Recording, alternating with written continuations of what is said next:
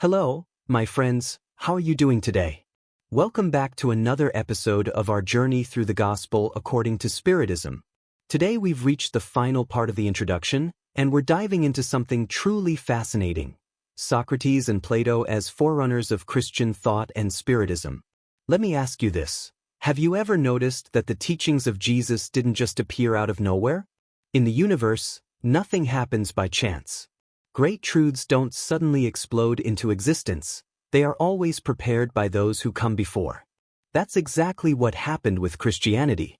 Its essence had already been anticipated centuries earlier by thinkers like Socrates and Plato. Now, this doesn't mean Jesus was simply following a philosophical school. Not at all. It means truth is universal.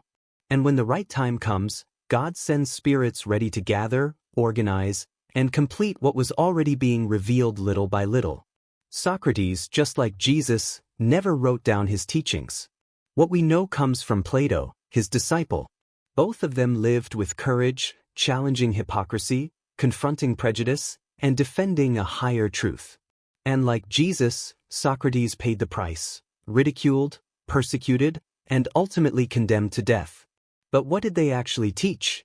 Backhand index pointing right that humans are, above all, eternal souls. Backhand index pointing right that the soul existed before life on earth and will return to the spiritual world after death. Backhand index pointing right that truth and wisdom can only be fully reached when the soul is free from the body. Backhand index pointing right that reincarnation is a natural consequence of spiritual purification. Backhand index pointing right that guardian spirits walk with us, guiding and inspiring us throughout our journey. Can you see how deeply this connects with Spiritism? It gives you chills. Socrates believed true philosophers prepare for death, because death is not an end but a passage. Plato described how impure souls, still tied to material passions, wander close to the earthly plane, while purified souls move on to higher worlds. If that doesn't sound like Spiritism, what is? They also taught us about caring for the soul. What's the point of living only for the body, if material life is just a breath compared to eternity? True wealth isn't money, or power, or status, it's virtue. And here's a powerful teaching: it is better to suffer an injustice than to commit one. Doesn't that sound like Jesus saying, if someone strikes you on one cheek, offer the other also? The same eternal truth expressed in different times.